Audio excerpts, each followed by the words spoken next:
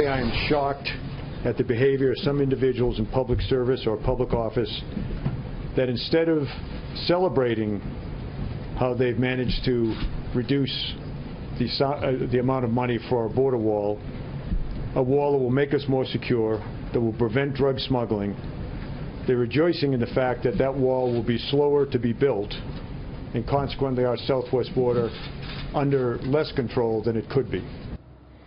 Homeland Security Secretary John Kelly slamming Democrats for celebrating the lack of a border wall and its funding being slowed, and he warns that our nation will be more vulnerable because of it. President Trump's long-promised border wall, the premier pillar, let's face it, of his campaign, technically it received no funding in this latest spending bill, and many GOP heavyweights are not happy about that. Joining me now to discuss, Nick Adams and Sarah Westwood is back as well. Nick, let me start with you. You can quibble about the fact that $300 million set aside to fix fence, and we saw pictures of that with Mick Mulvaney. But the fact of the matter is Donald Trump wanted $1 billion to at least start with 60 miles or so of real new border walls. And we're quibbling about, whether the Democrats won or not, but I feel like the American people lost in this. And I agree with Secretary Kelly. Who the hell would celebrate something like that? Yeah, Charles, I'm with you. I don't know who on earth would want to celebrate the weakness of America's borders. It's bad for everybody. It's a great loss for the American people. I remain unswervingly convinced, though, that the wall will get built, and it was really only $1 billion that President Trump was asking for, and it's really unfortunate and very disappointing, but unfortunately we kind of expect it these days from a lot of the spineless Republicans that just don't seem to be able to get the job done. You want to name some of those spineless Republicans? After you. We may have a different list, I'm not sure.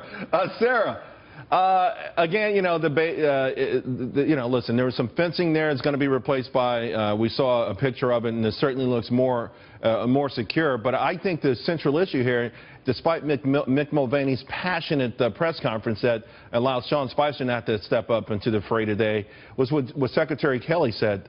The idea that that there are elected officials out there who still celebrate the fact that we don't have border wall security and are committed to fighting it against the obvious will of the American people. The border wall is one of these hot-button issues that Democrats point to as a symbol of the Trump administration's racism or its nationalism.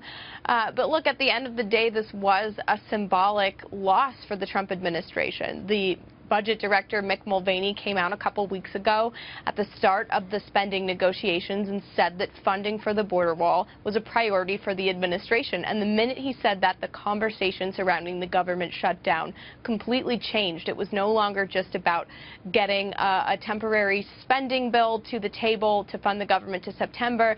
The central question became, will the Trump administration allow the government to shut down over the border wall funding? The answer to that was ultimately no, and it gave Democrats a point of leverage. But do you think the Democrats would have lost? If we would have shut down, we could have said the Democrats lost because they were against a border wall that the American public wanted.